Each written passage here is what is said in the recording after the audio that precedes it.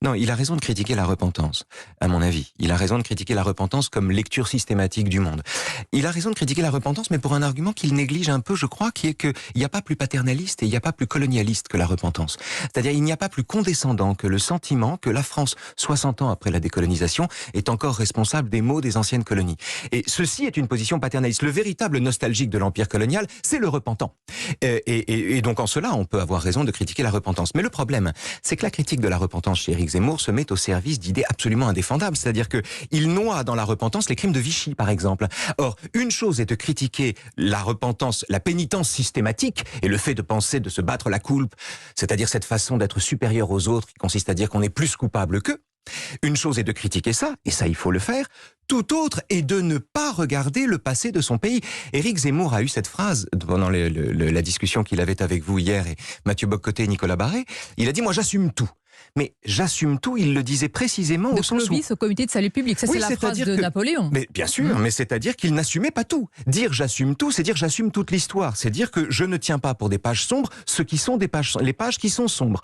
Or, en ce qui me concerne, assumer tout, c'est être capable de dire là, la France a commis l'irréparable, comme l'a fait Chirac. Il parle d'un chiffre, 90% des Français juifs ont été, préservés. Il dit par quelque chose, par quelqu'un, donc c'est Vichy, donc c'est Pétain. Oui, avec une contradiction d'ailleurs étonnante qui est de dire à la fois, il reprend la thèse du fameux Pétain bouclier de Gaulle glaive, et dans le même temps, tout en reprenant la thèse de Pétain bouclier de Gaulle glaive, il dit c'est pas la France qui a raflé.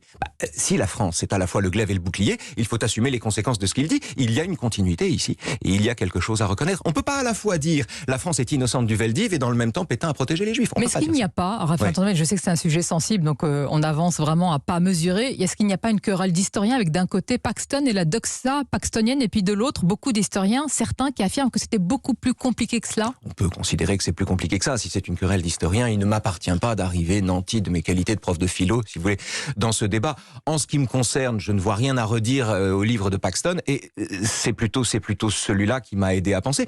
Je peux me tromper là-dessus. Ce qui est sûr, c'est qu'il faut qu'il y ait un débat d'historiens. Le débat d'historiens n'est pas empêché. On peut discuter de ça. Alors, il faut faire l'économie des noms d'oiseaux qu'on reçoit quand on le fait ou quand on ose le faire. Mais enfin, on peut avoir ce débat. Moi, je ne comprends pas pourquoi on n'a pas un débat, si vous voulez, entre d'un côté Paxton et de l'autre côté Paxton. Ceux qui se tiennent de Paxton et de l'autre côté les tenants de la thèse d'en face, de Izorni à d'autres. Rold Hilberg, oui, etc.